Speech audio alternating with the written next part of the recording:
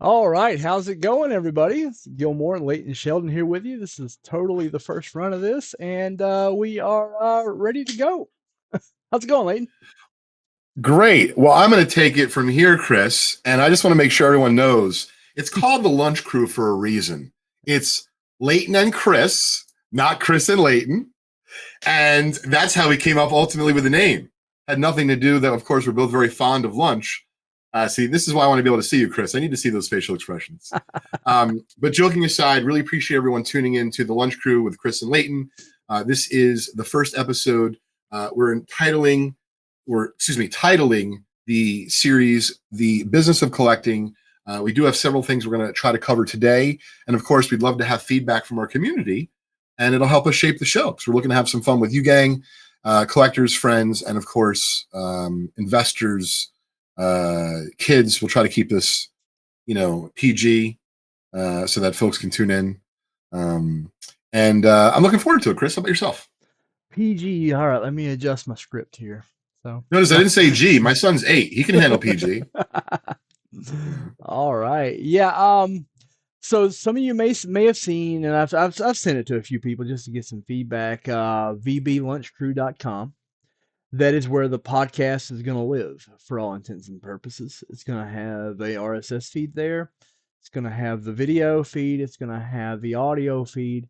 Also, it's going to have a link to iTunes and Spotify in case you'd rather use those services, because those services are great. I use Apple Podcasts every day.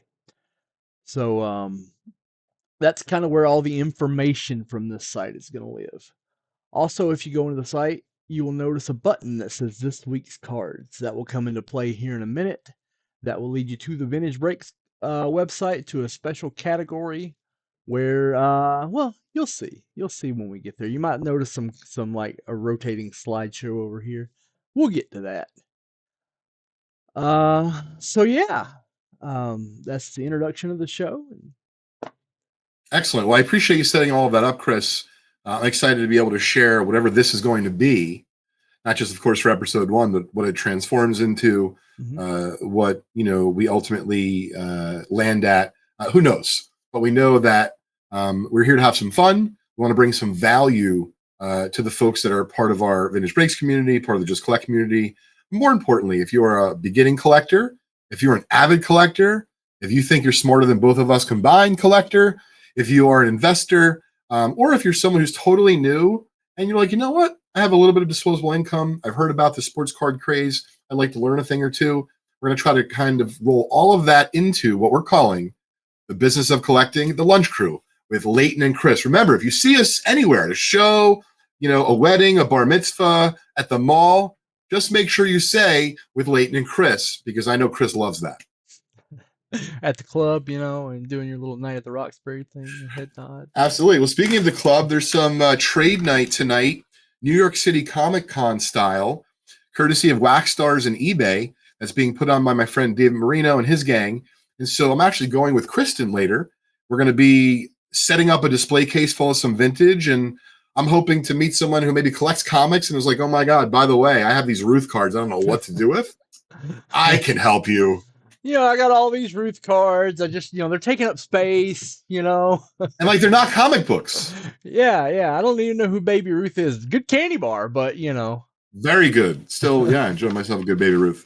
Anyway, thanks to Preston and Jason. I believe Joe said he's going to be tuning in, so I appreciate the support here on episode 1 of the Lunch Crew. But Chris, I say we get right into it. And I know the first thing we wanted to start to do was talk a little bit about playoff baseball.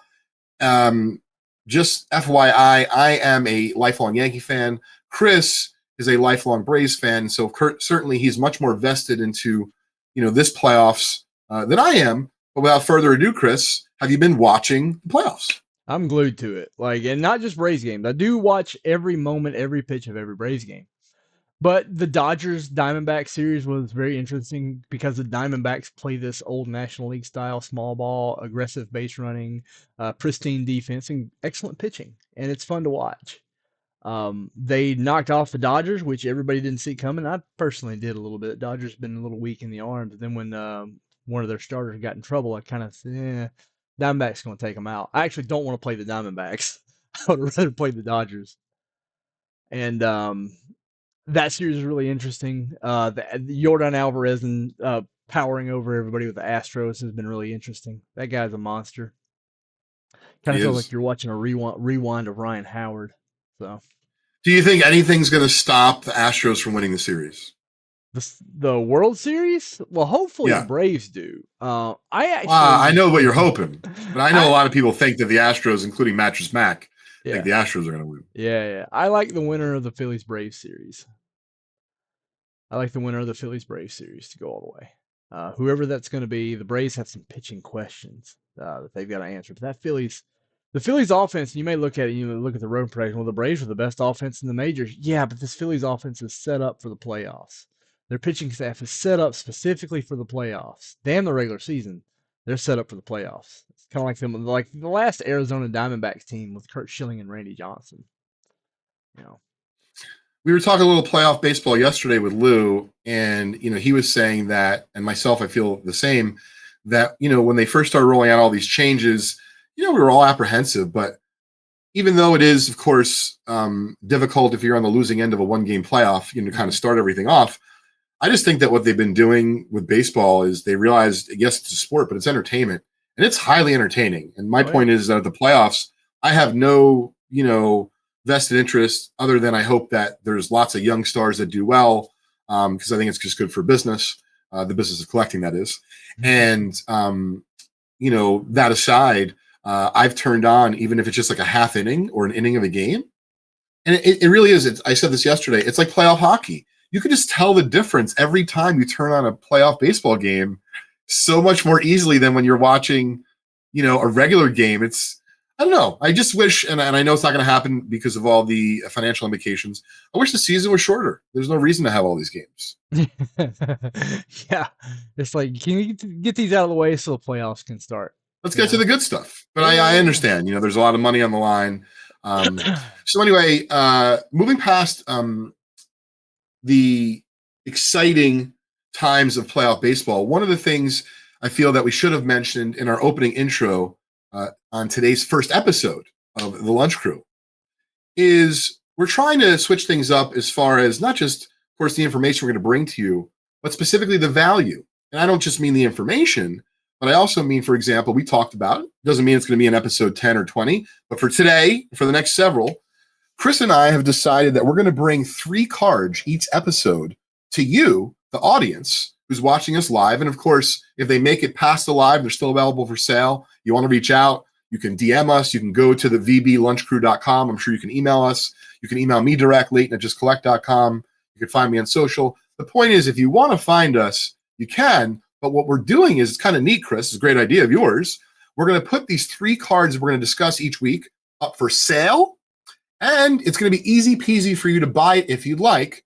You can buy it at vintagebreaks.com, just the way that you would buy any spot on our site to participate in a set break, a pack break, a box break, etc. There's one caveat to our devoted Vintage Breaks community. We know that you have break credit out there, and of course, please use it. But on these cards that we're bringing to you, courtesy of the Lunch Crew, we cannot allow the break credit to be utilized on the cards. So without further ado, when we show these 3 cards for sale each week, I hope, I can't tell you what my counterpart here is going to do, but I'm hoping it's more than just bringing 3 cards to you for sale and, getting a few shekels together to maybe, buy something else for collections. We're hoping that there's going to be reasoning, rationale, and some thought. Right, Chris? Yeah, absolutely. That's where the 3 cards I picked out absolutely are.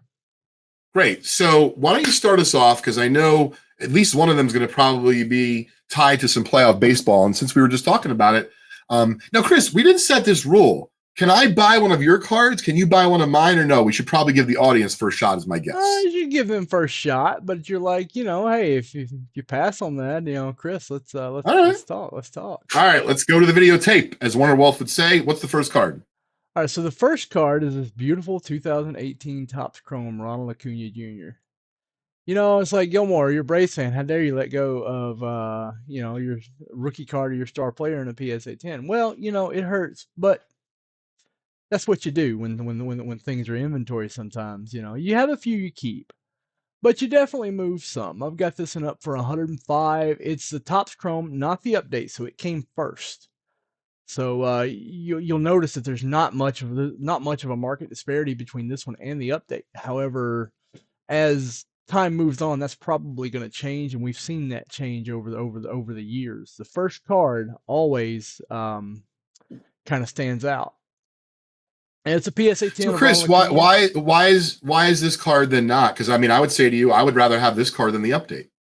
Yes, that's what I was saying. I would definitely rather have this card in the update because it was first. This is But his why do you first. think that the current market is? Why do you think the prices are so similar? It takes some time for that to hash out. First off, the player has to get to a level where people are collecting them that want a rookie card of the Hall of Famer. It takes some time to do that. And right now, if Ronald Acuna get hurt tomorrow and nothing, it's not like a situation like Mike Trout. When he gets to that level where he's seen as more of a lock, that's when the cards start taking off, and that's where the gap comes between the first and second card. Interesting. That's a good take on it. I wanted to welcome Jeff and Jim, Alfred. I really appreciate you tuning into the first episode ever of the Lunch Crew. And for those of you that are late, remember, with Leighton and Chris. Chris, it's something, and I hadn't considered this, and I'm hoping, listen, we don't know if we're going to be able to do this every single time with every single card, but we're going to try, folks. We really are. We're going to try to not, of course, only make the show fun, meaning transactional, but also have some reasons and rationale as to why we're bringing the cards to you for sale today. All right. So, Chris, that's the first card. You said it was $105. Mm-hmm. There's a link to it. Is that delivered? That's delivered. Yeah. So that's all in. It's all in. All right. So just to be clear, folks who are both listening live and who may listen to this afterwards, these are first come, first serve, and there's only one of them. Yeah. So in all cases, there's only one of them. If there is more than one, we'll certainly specify. Keep in mind that there is no sponsors of the Lunch Crew yet. So, we're going to use this money to try to keep us afloat. No, but the joking aside, we're trying to offer these cards to both have some good talking points, but also to make the show fun. I mean, listen, I'd like to think, I didn't double check Chris's price. I like to think that you can't buy this card for $100 on eBay, right? I'd like to think that it might cost you a little bit more. So we're trying to maybe save you a few bucks. We're going to save a few bucks in fees. And of course, maybe put a nice card in your collection, or maybe you're going to make an investment in something because you think Acuna might make the Hall of Fame, and you could see the card being 250 or 500 one day. Yeah. And speaking of which, I wanted to ask you, Chris, when you buy a card like this, or if you tell a buddy to buy a card like this, I've started doing this with Modern. Vintage a little bit different because I play the game a little bit, longer. I've started to target, if I buy a Modern card, almost like a stock. Hey, if it hits this price, I'm selling. Yeah.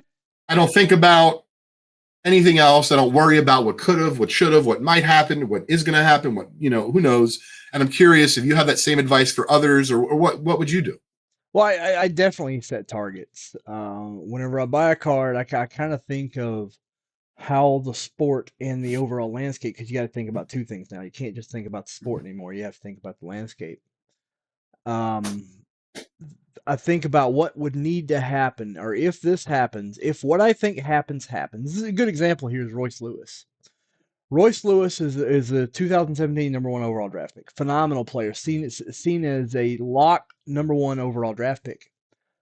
He got hurt. He tore his ACL twice, Oof. and he had that COVID year.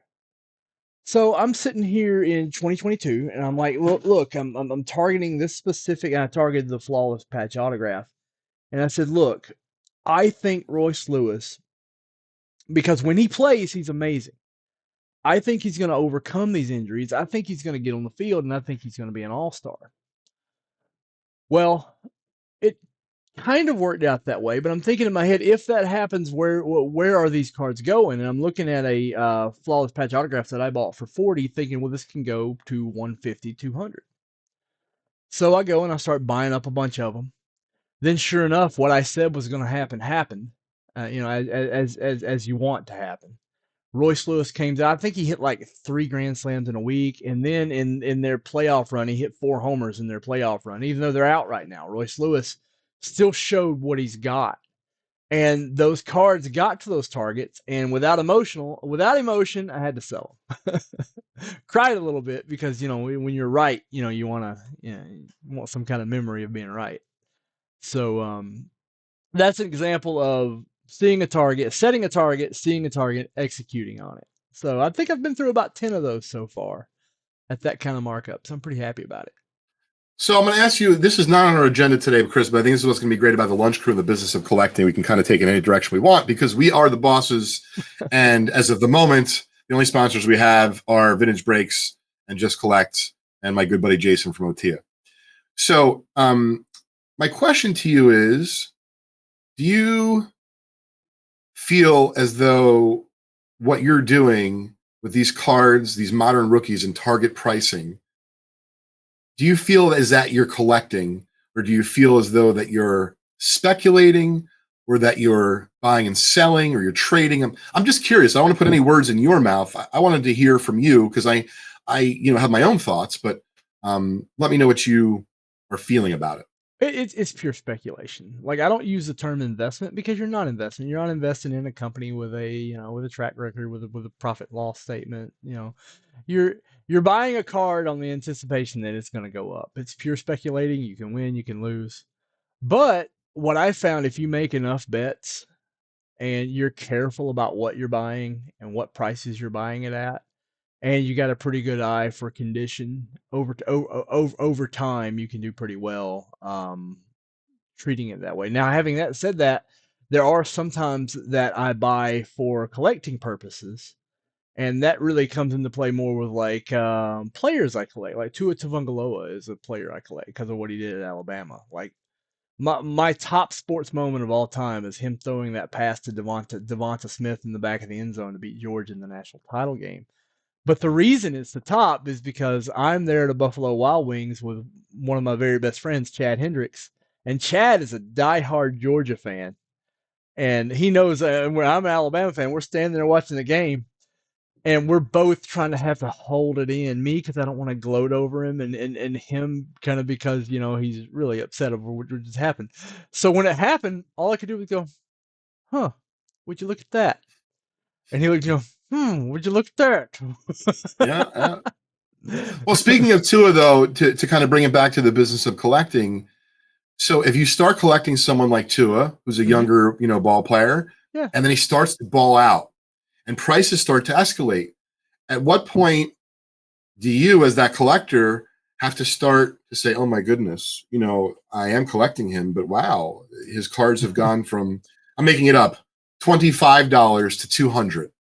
Yeah. Do you feel as though there's a certain multiple, or is it more about a dollar amount? Or hey, you're going to the grave with these cards? I wanted to share, some light for the audience who might be listening to this later on, because Chris, let's be honest, right? We're behind the curtain, man. You're Yeah. working full time for Vintage Breaks. You're buying and selling cards. You're on the front lines of the card collecting community.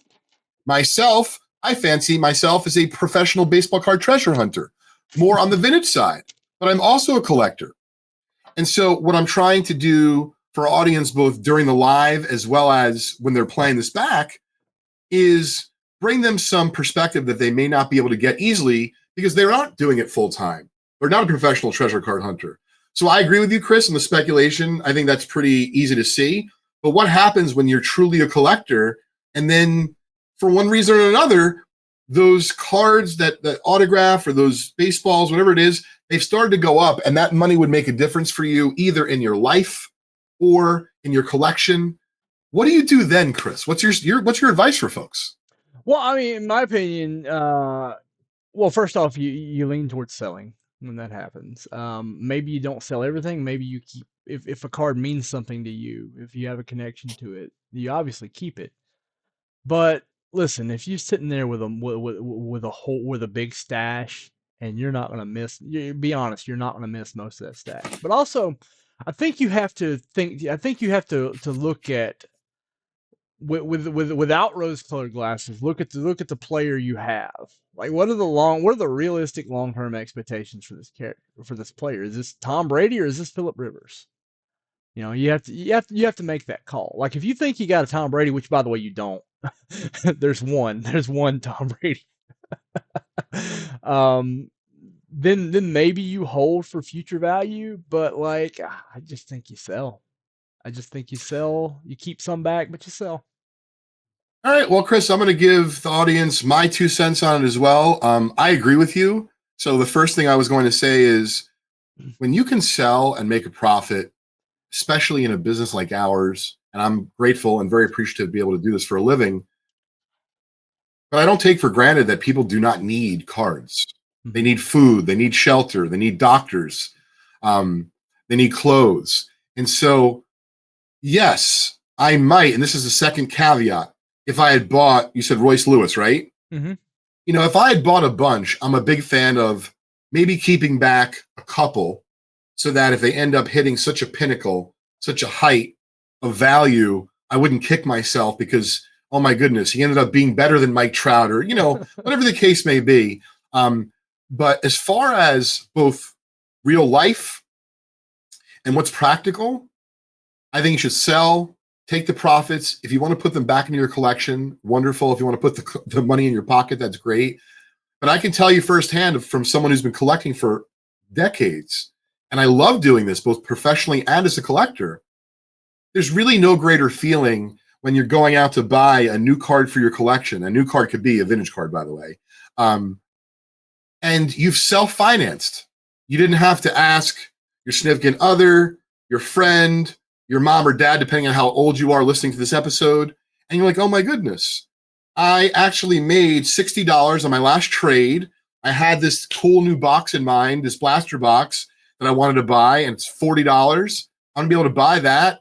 I'm gonna have a little bit of change left over. I think I'm gonna buy a new rookie because I'm gonna speculate on a guy. And to me, not just about right the buying and selling, collecting, but my son Crosby's 8 years old, and I wouldn't be doing a good job. I didn't mention, especially him on our first episode, Chris, here of the Lunch Crew. But I want to make sure that whether it be Crosby, who's 8, kids who are 12, kids who are 18, or even they're just in college, you absolutely can make money, especially in the modern card world, if you study the game and you have a feeling about certain prospects. I mean, hit up Chris. I'm not the guy, by the way. I'm a vintage guy. But I know that if I have a question or I have an inkling about anything from Coco Gauff to a new trading card release, I can tell you firsthand, guys and gals, that Gilmore is my guy. That's why I agreed to let him be part of this show. Notice how I said that, Chris. And you're second. So, by the way, I don't know if this is ever going to die. Yeah. But it's the Lunch Crew with Leighton and Chris. But the joking aside, Chris, I really am appreciative of your modern knowledge. I've learned so much from you over the years, and I'm hoping to take some of that and not just hoard it for ourselves, right? We're going to try to share that here, and really communicate that through the business of collecting. But make no mistake, the business of collecting, it's almost like a paradox because it doesn't have to be a business. You don't just have to collect. And Chris and I are telling you here on the first episode, it's all okay. We both collect, we both buy and sell professionally, and we're both part of a breaking company called Vintage Breaks. If you want to check us out at vintagebreaks.com. We're one of the very few companies that bring the vintage angle, the vintage aspect of breaking to the breaking world. So check us out, give us a shot. And if you're not on YouTube right now watching the show, we have a channel called youtube.com/vintage breaks with over 20,000 videos with some unbelievable breaks, including the Packard Around the World, which is our most famous break of all time, where we pulled a 1955 Bowman Mickey Mantle out of a 1955 Bowman cello pack years ago at the Cleveland National. That card eventually graded a PSA 9 and has recently sold at auction for over $300,000. The buy-in for that break was $500. And our very own Chris R. was a recipient of that mantle at the time. He sold it initially. And, for more details, check out our blog on our website at vintagebreaks.com. But bringing it back to center here, Chris, we are hoping to bring value to you, the audience, and we're hoping to do that with each of these cards. Clearly, I can see, Chris, we're going to have a lot of fun on the show. It might take a little bit longer for these episodes as we're working out, how much we can fit in. But I'm taking away from this, Chris, that if you liked Ronald Acuna from the beginning, and I don't mean actual Acuna, but if you like a young player from the beginning and you do your homework, you're not going to get it right every time because that's not what Chris is saying. But if you do it in an intelligent way and you do it over 10 people, And keep in mind, don't get this advice from me, but get it from Chris. You got to buy the right cards, and you have to be disciplined. If they hit a certain price and above, just like in poker, lay down your cards, move on to the next project. But speaking of moving on, Chris, because we want to make sure we at least offer these 6 cards today, can we offer a vintage card to our community here on the Lunch Crew? And I'll talk about it. Sure, sure. Let's go with the E97. Great. That's a fun one to start with. It's the in-between price card. Yeah, that's why I picked it. Here we go. Afternoon, Mark. What's up, Danny? Not sure yet, bud. But if you have any questions for us, please drop them in the chat. You have any feedback? If you're enjoying the show, please smash the like button. Make sure you subscribe. So we have the Maddie McIntyre. All right. So, Chris, I'm going to keep this one short and sweet. This is an E97 Briggs & Company, Maddie McIntyre, graded SGC 3, and it really does look nice for the grade. But the reason I'm bringing it up for sale, and I think, Chris, this is $250, right? Yeah, $250. Last one sold for $275, and I think an SGC or a PSA 3. I don't quite remember, through Probe. And the reason why I wanted to offer it to the community first is if you haven't heard of him, look underneath the E97 Maddie McIntyre label on the SGC case, and it says right below that, the Lionel Carter Collection. So if you're just tuning in today and you never heard of the Lionel Carter Collection, do me a favor, go to google.com and put in the Lionel Carter Baseball Card Collection, and you will be fascinated about learning not just about the cards this gentleman collected, how far ahead of his time he was. And so there's this thing in the hobby, and if you didn't know about it, now you're going to know that some of the famous collections that have been sold over the last couple decades have started to be recognized by the grading companies, and they will literally put on there, as Chris just was kind enough to show you, the Lionel Carter Collection. And the reason why I wanted to bring this card to you today on our first episode of the Lunch Crew is because, to me, and right, if you're not looking for an E97, if you're not a candy card collector, if you're not someone who appreciates that card, or you don't have $250, this card's definitely not for you. But this is the point. If you were looking for a type card from that era, if you dig the aesthetics of the card, if you happen to Google who Maddie McIntyre was and learned about him, or you're a Detroit fan because he was a Detroit Americans ball player, Detroit Tiger, this card being owned and tagged by one of the best collectors to ever collect cards, to me, means something, which is why yours truly has actually owned this card for years. But the reason why I decided to offer it today, so I wanted to offer some cards with either value and or a cool story. Well, if it costs $275 to buy that same card that was recently sold on eBay, and for those that don't know how to use eBay properly, to find out what a card's worth, you don't just go to ebay.com. You click on that little icon, you scroll down the left, you click on completed items. That's how you have an idea of what something sold for. And if it's sold, it'll be in green. So in this case, I looked it up. The last example sold in the last couple of months for $275 in the same grade. I don't recall if it was PSA or SGC. But my thinking, Chris, and community, was that if I can offer this card for sale at $25 cheaper than the last one sold for, and it comes with that provenance, to me, if you don't own a vintage card for your collection that is tied to one of the, if you will, founding forefathers, if you will, of collecting vintage cards, I think you should. I'm not pushing this card on you. You could certainly find cheaper cards, but that's the reason why I bought it. And the reason why I'm selling it is I actually have a few other cards from the Lionel Carter collection. And so, as Chris said, I can't have all these cards. I don't need all these cards. And so before I bring it to sell on eBay, or I actually shout out to Mascot, I probably would list the card through Mascot, which would enable me to list it on my slabs and eBay at the same time. And I think they're working on other platforms. So give Mascot and Ezra a look if you get a chance on social. Tell them that I sent you. By the way, I get nothing for it. Maybe they'll send me some Swedish fish. But the joking aside, I think this is a great card if you're in the market for a vintage pre-war card with provenance. Chris, what are your thoughts? It's a beautiful card for the grade. Like, if you look at the centering, which is pretty much where your eye goes first when you're looking at eye appeal on a card. It's just a good example. It's off a little bit to the left, but like at a 3, that card's amazing. It's What do you think about the provenance? Does that mean anything to you? And it's well, okay if it doesn't. I want your honest opinion. To me, it it, does. I think it's cool to to say. me right now it doesn't because I don't know anything about the collector. So Well, then that's I'll part have of to the reason look. why we brought it up today, Chris, is because shame on you. You should. No, the joking aside, really, guys, this is why we started the Lunch Crew. I really do hope to learn from Chris.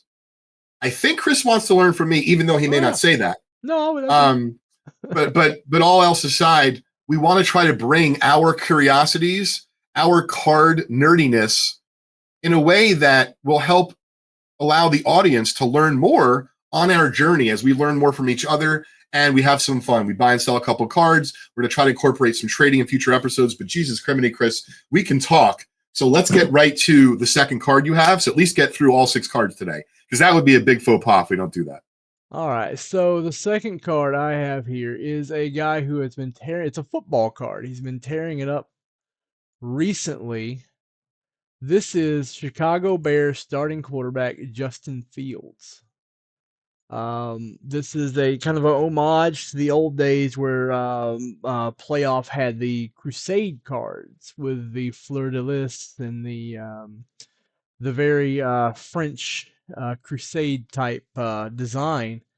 This one's a blue number to 50 and a PSA 10 of a quarterback who is just tearing it up right now. He's playing really well. Now, he is playing some bad defenses, I know, but those are still NFL defenses, and every team has bad defenses on their schedule. And how much is this beauty, Chris? It's 140. The you don't these are you don't really see these sell a whole lot because they're not as widely traded as the Prism. Like if this was a Prism number to 50, it would be like 800. You see it a lot more. Yeah, it'd be a Sure. lot more if it was a Prism. That's why I like these lower releases. All right. So I just want to give at least my hot take, right? And I don't know about people's budgets and stuff, but I love what you just brought up. Forget about Justin Fields, the ball player, because I don't want to get into that because I'm a lowly Jets fan, gang, and that's, believe me, we had an amazing win last week, but it was not without ups and downs and tearing out what little hair I got, all that kind of stuff. But getting back to the Justin Fields piece of data that you just revealed, you're saying there's $140, is number to 50, it's a PSA 10, but I think you just said that if this was a Prism-ish card, number to 50, PSA 10, it would be like 800. Mm-hmm. About there. So forget about if this is a good deal or not. This is what I want to try to say to the community. Gang, if you like Justin Fields, whether it be you want to resell him or not, this is what's awesome, not just about cards, but about collecting. Beauty is in the eye of the beholder. I happen to think that's an attractive card. I'm not buying it. It's not for me. But if it was a card of a player that I liked, if you had said to me, and I don't necessarily love all the Prism cards, my point is, you don't always have to do what other people tell you to do. You don't always have to follow what other collectors say is the right card to buy or the card of choice. If you like the card, you can afford the card. Now, I would say, be prepared for the card to go to 0. And I know that's extreme, but what I'm saying is, if to me, I'm buying a Justin Fields card, I like the aesthetics. I'm also aware of the risk. And even though I'm aware that a Prism is better and it could go up more and blah, blah, if you're telling me that it's a legit chance the card could go to 0, why wouldn't I buy the card for 140? Because I have much less downside exposure than buying a card for 800. So I'm trying to help folks who are listening to the show. And in this case, you have dabbled with cards, you buy some modern packs of cards at your Target, you've maybe just started dabbling in graded, and you're aware that Prism's better than this is, what is this again? Rookies and Stars? Rookies and Stars, Crusade. Crusade. I think it's a good looking card. No one's trying to sell you on it. Just merely saying that depending on how you're getting into card collecting / investing, flipping to make money, to me, and this is what I want to close with on this card and move on from it.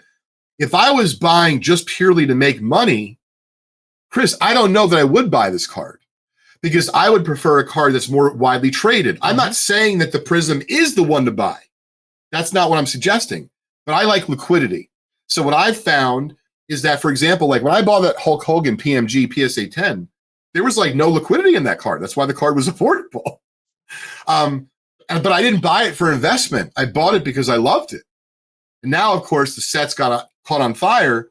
And so my point is, you don't always have to follow what other people are doing. If you like this card, you have a lot less downside. But if you're doing it for investment slash you want to try to buy and sell, I might caution you on buying modern cards that are not widely traded, unless I want to throw this caveat, if they're numbered 1 of 1. And even then, you got to be careful because there's so many 1 of 1s. And if you're listening to this and you're saying, like, this guy Leighton's out of his mind, there's a lot of 1 and 1s. Yes, you heard that right. And certainly no dig at Topps or Fanatics, but in some cases, there's 2 1 of 1s, and we'll cover that in a future episode. So, Chris, let's move on to the second vintage card. And I want to take a moment to shout out Ken for tuning in, Mark Coyle and Brian. Thanks again for checking out our first episode of the Lunch Crew. Chris, what's the second vintage card we have up for sale here today? We have the Bob Gibson. Great. I can, as soon as you have it on screen, I'll talk about it. Yeah, there we go. So Bob Gibson is one of the greatest pitchers, not of just his era, but of all time. If you're not sure who he is, Google him. He also played for the Harlem Globetrotters. He was an incredible, incredible athlete. I didn't know that. The reason why I brought this card to the show today, it's $65. It's very well centered. And I wanted to make sure, candidly, and I want to coin this terminology here. I love cards, and I am a pizza snob, but I don't want to become a card snob. And what I mean by that is that this card to me at $65 shows you what's beautiful about collecting. It's under $100. It's already graded. The aesthetics are great. It shows like the tenacity of Bob Gibson right there on his face. You can see it. Mm-hmm. And it's very affordable. So once again, gang, if you think I'm trying to sell you the card, I'm not, because the cheapest you can buy a PSA 5 for right now on eBay that looks worse than this is $75. And my guess, and this would be a really fun thing if it doesn't sell, because I hope it goes to a collector, we're going to put some of these on eBay maybe in the future to see what they sell for. And I think that would be a great talking point. But my point is I wanted to bring a card to folks that was truly for a collector. I do think if you try to retail it at a show and you put it out at $95, could you maybe sell it? Sure. I don't advise that. I think you should buy this card if you wanted to own an early Bob Gibson card. And by the way, it's his 3rd year. So if you didn't know that, his first card was his 1959 Topps baseball card. It's his high number. It's his rookie. That goes for hundreds of dollars, even in low-grade condition. So like I said, I felt that, Chris, this is a great card to bring to the community. And I didn't want to only bring expensive cards, i.e. cards that are hundreds of dollars or more, and i.e. be a card snob. So hopefully you enjoyed the second vintage card I brought today for sale. Once again, if you want to buy any of the 6 cards we're talking about during the show, if they make it past the show, so be it, but it'll be available for sale at vintagebreaks.com. Great. And the last card that I had up is, in Major League Baseball, we've seen this kind of program of the sons of major leaguers coming up and doing things. This guy is next. This is Matt Holliday's kid. This kid went from metal bat high school football to metal bat high school baseball to wood bat professional baseball without skipping a beat. Dude put up like a 970 OPS in his first run as a professional. Keep in mind, he's 17. He's playing against 22-year-olds, and he's dominating them. This is Jackson Holliday, Baltimore Orioles.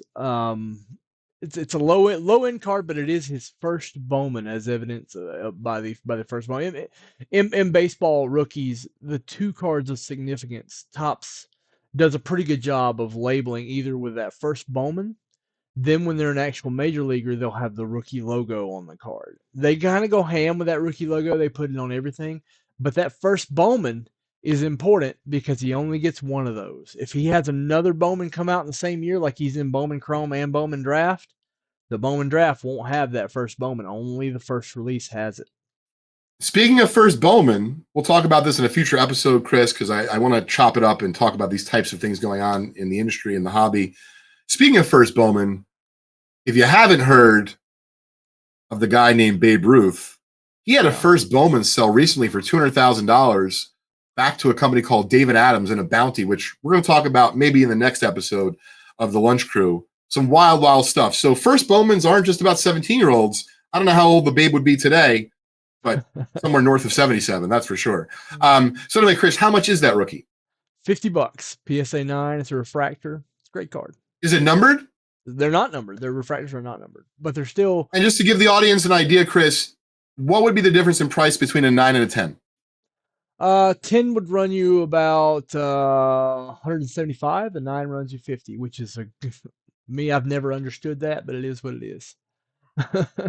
All right. Well, if you want to buy, as you said, it's Matt Holliday's kid. If you want to check out and maybe speculate on, one of the best young prospects in the game, this would be a card for you. And we now have our last card that we're going to offer for sale today on our inaugural episode of The Lunch Crew. All right. It is Huggins. What up, Sushi Boy? It's Miller. Miller time. Huggins, that is. Here we go. It's on the screen. Great. So this is a T206 Miller Huggins portrait. The best part about it by far is the back. It is an American Beauty back. For those of you that don't know a lot about the T206 set, the T206 set came with a variety of different backs. And some of them, of course, are more rare than others. American Beauties in particular are difficult to find, but they are not the most difficult. But to me, aesthetically, if you want to flip it over, Chris, I really like the design of the American Beauty logo on it. And I don't know, what the audience thinks in terms of, once again, not talking about Miller Huggins for a moment. He is a Hall of Famer. But the actual back, I was just one day, I was listening to music, and I was like, man, the T206 set just full of all these American Beauties. And I was just like, if there's one back that I'm going to go after in the T206 set, yes, there's others that I like as well. But I enjoy about the American Beauties that they're not the most expensive, but they're still quite difficult to find. And listen, proud to be an American. And it's just kind of interesting of the time period. For those that don't know, T206s, which were made around the 1910 time frame, were made with stone lithography. So I cannot give you a dissertation on stone lithography, but I know a little bit about the process. And they made cards look amazing, considering you're talking about well over 110 years ago. And so the other interesting aspect about American Beauties, if you flip it over, Chris, these cards were inserted into American Beauty packs of cigarettes, just like Sweet Cat, Piedmont, or Polar Bear were inserted into their respective packs of either cigarettes or tobacco. Well, Chris, these cards are actually a little bit shorter in dimension than a typical T206 of Miller Huggins portrait that is a Sweet Cat back, Piedmont, Polar Bear, etc., because the actual cigarette pack, the dimensions were smaller. So these cards were literally cut to fit. And it's just mind-boggling to me, Chris, to think about what was happening over 100 years ago to get these prize baseball subjects, if you will, as they were called at the time, into packs of cigarettes. And so American Beauties are one of my favorite backs, combined with Miller Huggins as a Hall of Famer. I think it's a great combination. You might ask me, well, Leighton, why are you selling? You love the card so much. Because I anticipate buying a very expensive American Beauty T206 back. And we can't have it all, Chris, can we? Yeah, we cannot. We cannot. Money is a limited resource.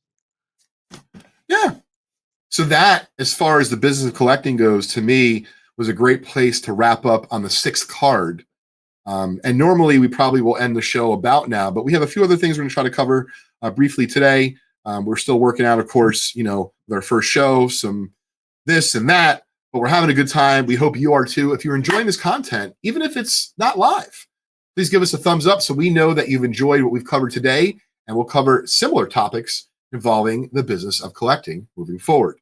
So the last point I want to make about the Miller Huggins is I'm no different than you or anyone else listening to this podcast as far as collecting goes. And that's why I close with the Miller Huggins. I love the card. I don't have another Miller Huggins American Beauty, but I do know I have my eye on some other American Beauties, T206s, that is. And I want to make sure that, and this is important in the business of collecting, because the business of collecting can mean all these different things, Chris, right? Mm-hmm. I want to make sure, gang, you have to understand, sometimes, even though you think you're prepared, you're going to be looking at an auction catalog from like my buddies at REA or at Sotheby's or SCP or Memory Lane or Heritage, right? There's a lot of great auction companies. So when you open them up and you're going through them, you're like, oh my God, I got to have this. Well, the money's got to come from somewhere. So I know in particular that I have my eye on some cards that cost a great deal of money. So after going back through my T206s, I realized Miller and I had a discussion. He's not upset with me, and we're willing to move on from each other for $2,250. There we All go. right. So, Chris, only because I want to try to make this part of every week, could you very briefly touch upon one or two of the new releases that are coming out? Because, gang, I'm hoping every week that I'm going to learn about these new releases. I'm not a modern card guy. I'm not a guru of any kind. Vintage, that's my thing. That's my jam. But modern, I'm hoping to maybe get a heads up. By the way, Leighton, you should buy a case of this and put it away. But Chris, tell me what's coming on or, coming out, going on in the next few days or next week for modern releases. So there's essentially three coming out. There's Topps Update, Bowman Chrome U, and Gold Standard. First off, I'll talk about the not good. Topps Chrome Update doesn't have any of the prospects like Jason Dominguez or Ellie De La Cruz because they were called up too late. They'll be saved for 2024. It does have good veteran contents. It's got more Jeter autographs than any flagship Topps product I've seen. They've really ramped up operations. Derek Jeter means that his autograph price is going to come down, but they're going to be more widely available in packs. But outside of the rookie chase is just not there in update like it normally is. But it's still a flagship Topps product. It'll stay cheap. It'll stay fun. Gold Standard Football. It's hurt a little bit by Fanatics keeping autographed players out like C.J. Stroud, Will Levis, and Bryce Young. You won't have those three players as autographs in Gold Standard, and it really hurts a product like Gold Standard because Gold Standard is all about the autographs. So Interesting. there won't be a big RPA shield of Bryce Young, or more importantly, right now C.J. Stroud, because C.J. Stroud's playing the best of them. Yes, it But is. they'll still have jersey cards and numbered cards and stuff like that, and they can still put cards because they have the NFLPA, but they don't have autograph rights to those guys. Gold Standard is a fringe product that I like for the months it's out, but past that, let's move on to Prism because I love Prism football. Prism National Treasures Immaculate, the high end stuff. That to me that's where football punches heavy on those. Also like Mosaic, but that's just because I'm weird. The product I do think is great is 2023 Bowman Chrome U. Now we're seeing a shift. We're seeing a shift in college football cards. Used to be you got a college football card and you're like, that's great, but it's going to get destroyed when Prism comes out in a month. Well, what's going And on to be right fair, when you now? say destroyed, you mean the price is being destroyed. The price gets I hammered just want to make because sure. So remember, we got to keep in mind that some of the audience who's listening and watching afterwards, they may sure. not be as well versed as, like, for example, our Breaking Maniacs community. Yeah. It's not going to physically disintegrate, but yes, the price will go down in previous years because of the nature of the release cycle.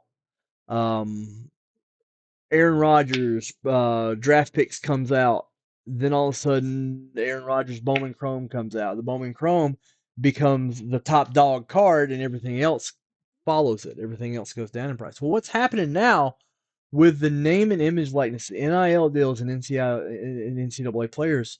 They're able to get sophomores in the pack. I just happen to have one on my desk. A good example is Caleb Williams. Caleb Williams. So this is Caleb Williams. He's got the first Bowman thing, and nothing can ever take that first Bowman marker off his card. It'll always be thought of as a first Bowman. Well, in years True. past, if Caleb Williams would have came up and in the draft, he would have had a Prism card come out that tanked the value of this card later, that made it go down. Sure. But because Caleb Williams had this card out as a sophomore and has another Heisman run in him, collectors have time for that card to get what we call price memory. So once a card comes up and it trades at a certain value for a certain time, it doesn't get like set in stone, but people are more reluctant to sell it at a loss. Therefore, it holds up better when something else is on the market. I think over time, these football cards, the guys like Caleb Williams, the Huskies quarterback. Gosh, I was just talking to you last night about how I sold the guy. Uh, yeah, the Michael Phoenix Jr. out in Washington. Those guys are now going to have marketable cards that collectors are chasing, and we know collectors are chasing them because when this set come out, Shine 105, 150, whatever, Shine on Instagram, one of the biggest value collectors out there, put up a bounty on the Caleb Williams and the Young. People are starting to chase these college cards, and it's not going to change now that they have that. Now that some players, some quarterbacks particularly, will both be encouraged to stay in college longer by the NFL, by the NIL, and have a buffer year where that card sits alone as the uncontested only Only cards of card. a player mid Heisman run. I think they're going to gain a lot of respect and a lot of momentum. Well, definitely something to keep an eye out for. One of the nice things I just wanted to make kind of like a public service announcement here that about modern cards is that if you're new to the space, you may not realize this, but there was a real issue in getting your cards graded in the last couple of years. It's now seemed to have resolved itself. So what I think is super fun is that you can now buy, let's say, the most modern football product, send your cards out to be graded by some of the big grading companies, and get them back fairly quickly. So forget about selling them or trading them, whatever the case is. So I think that's really great. As far as gratification for folks who are collecting, right? But I really dig your take on the college football cards or the college cards in general. And what I would say is, at least from this experience, professional baseball card treasure hunter, but dealer in this case, one of the things that I like to do, a tip, and remember, I'm no modern guru, far from it. I'm going to try to learn every episode from Chris. But if I think I have a beat on a guy, a player, I'm going to grade the best of those cards before they get hot for two reasons. Number one, I want to be ready so that when they're hot, I can market those cards and not have to start the process of actually like getting them sent out and then waiting for them to get graded. And then, oh my God, are they going to get hurt? And then number two, certainly cannot prove this and not accusing any grading company of doing anything. I'm just telling you from my experience, the hotter a player gets, the more valuable the card gets. Hard to believe, right? Well, along those lines, as the card becomes more valuable, you wouldn't believe it, the percentage of tens goes down. That's what I found over time. I'm not going to, prove it. I'm not accusing anyone of anything. So my suggestion is, if you got a beat on a modern player, you want to take some of your hard-earned money and spec, I think you should go for it. This show, after all, is about the business of collecting. Let us know in a future comment, because obviously this is our first episode. I want to know if you have a beat on someone and you've decided to go out there and either buy some college cards because you like Chris's recommendation, or you're taking 20 or 30 of a guy that's worth $1 right now. You're getting them graded, and your local, neighbor who also collects is looking at you like, "Are you all right? Why are you grading these cards that are worthless?"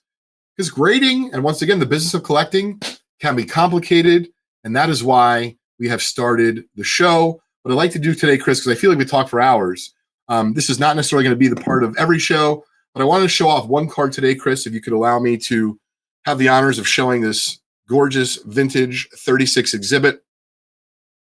Am I not? Because it's not. That's weird. I'm showing you right in front of the camera, but it's not coming up. Okay, just hold it up to the face camera. That'll work. Okay.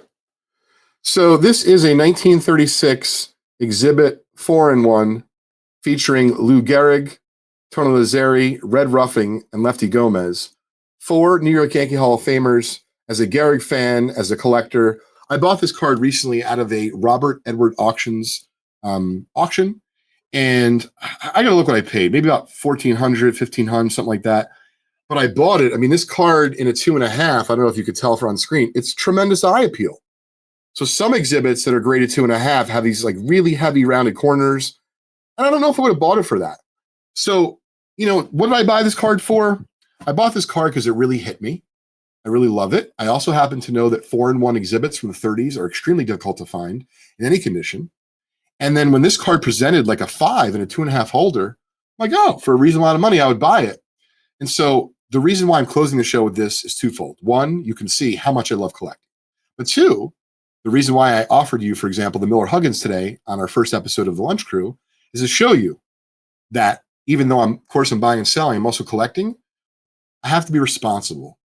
So try to think ahead about your collecting needs, or if you have a big convention coming up in 90 days, try to prepare by maybe sending out a consignment to your local eBay consignment seller, or to whoever you may use, or go to your local shop, do a deal with them. But trying to raise the money after you find something that you really love, like this, is not only really difficult and challenging, but you're often selling things for less than they're really worth because you've been put in a corner. So don't allow yourself to be put in a collecting corner. And with that, Chris, I'd like to wrap up the first episode of the Lunch Crew and the Business of Collecting with, of course, Leighton and Chris. Don't forget.